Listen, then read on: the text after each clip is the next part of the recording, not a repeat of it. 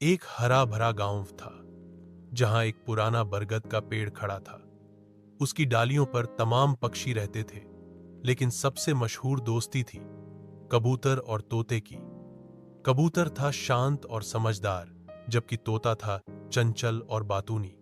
दोनों हर सुबह सूरज निकलते ही आसमान में उड़ान भरते, खेतों में जाते, तालाब के किनारे बैठकर बातें करते और फिर शाम को अपने पेड़ पर लौट आते। कबूतर अक्सर कहता, तू बहुत बोलता है तोते भाई, कभी कभी चुप रहना भी अच्छा होता है। तोता मुस्कुराकर कहता, अगर मैं चुप रह गया तो ये पेड़ भी उदास हो जाएगा। दिन बीतते गए। एक दिन गांव में एक शिकारी आया।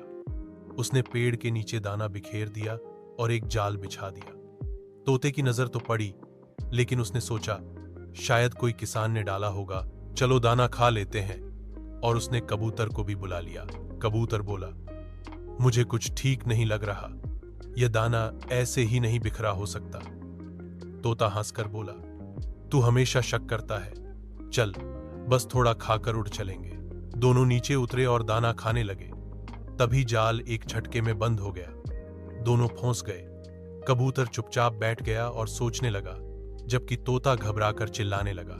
कबूतर बोला, घबराने से कुछ नहीं होगा, हमें मिलकर कोई रास्ता निकालना होगा।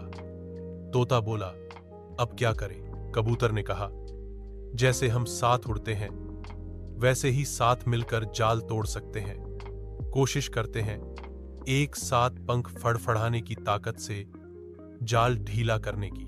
दोनों ने पूरी ताकत लगाई। धीरे धीरे जाल का एक कोना ढीला हुआ। पास ही बैठा एक खरगोश यह सब देख रहा था। उसने समझा कि ये पक्षी फंसे हैं। वह दौड़ता हुआ गांव के बच्चों को बुला लाया, जो रोज उन पक्षियों को दाना देते थे। बच्चों ने आकर जाल हटाया और दोनों पक्षियों को आजाद किया। तोते की आंखों में आंसू थे। वो बोला, कबूतर भाई, अगर तू न होता तो मैं कभी नहीं बचता।